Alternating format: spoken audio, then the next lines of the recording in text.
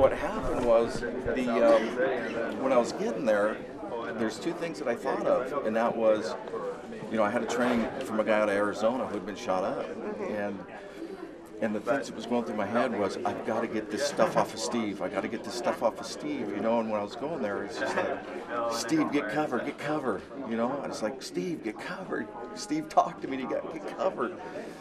And so I was thinking, I got to get there safe. I got to get there, and the siren was so loud. My auditory just opened up really, really bad. It was like, God, it was bugging me. So I get there, and Paul Compton, he's our dispatcher. And he says, Randy, be advised, there's people with Steve.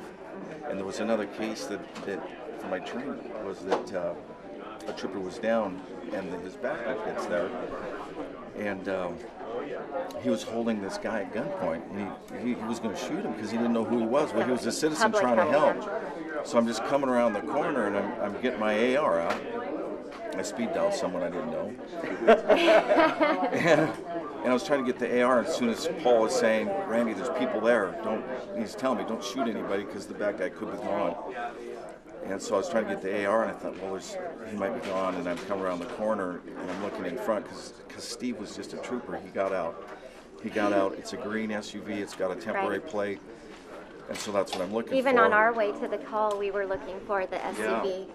They had told us what to look for. Yeah, so it was, I didn't see that, and so I put the AR away, and I ran up there, and that training I had was get his stuff off. Steve, get your arm out. That saved us time, too. Get your arm out, and get the jack, and I'm trying to get the keepers off, and I get all the keepers off, and that inner belt, just get that belt off, and I get those out, and then fire got there, and right after that, you guys got there. It was like, oh, thank God. It definitely all worked just together. Clicked.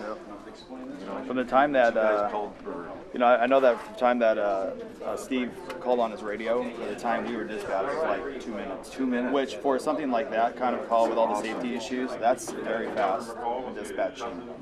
I mean, that seems like a long time, but that's incredibly fast. And I couldn't tell time and space. I don't know what I was telling Seems Steve. like a long time. It seemed like it was so long, and I was kind of bothered by it here up till when I saw Steve and was able to talk to him. And in that training, it was in the Arizona shooting. One sergeant got there and didn't do a lot for his boy, and the female sergeant comes up, and this is what the victim was telling us in the training. It is so good because she was getting the stuff off of me, and then she was saying, "You're going to be okay." And so I went into Steve's room the other day because I couldn't remember saying that. I said, "Steve, did I do this? Did I say, are you going to be okay?" And he grabbed my hand, and he just tried so hard. He just goes, "Yeah." So, I feel better for that. It's like, thank God I said that because that's what I was relying on, and then you guys show up. I'm like, God, thank God you're here. You did everything right. God, dang, I you guys. Were you the first officer on the scene? Yeah, I was the first one. Yeah. Well, when you got the call, you obviously knew Steve, but I heard you talking about a little bit. What went through your head when you get this call that one of your fellow officers is down? Well, Steve had went traffic down on the south end of town, and so I was in dispatch and I left. I said, Paul, I got to go cover him. So I left and I was getting out onto 101, and that's when Steve's yelling. And to think that with what he was going through, just by his voice, and I mean, it was very traumatic for him, and I could tell there was something bad going on. I'm officer down, I've been shot. All I could think about was those cases that started coming to mind. He said I teach traffic stops at the academy, and part of what I teach is you guys have to get cover. You have to have cover. You leave cover, and there's kids out there that are going to hear me right now. What happens when you leave cover? Bad juju happens. Okay, and so that was a very big thing for me. Just teaching is like, Steve, get cover. Talk to me, Steve. Get cover.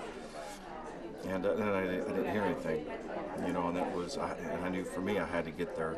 And my fingers were fat. I couldn't do anything. I'm trying to run things and work the radio, and the auditory was really loud because I just wanted to hear his voice, and I didn't hear it.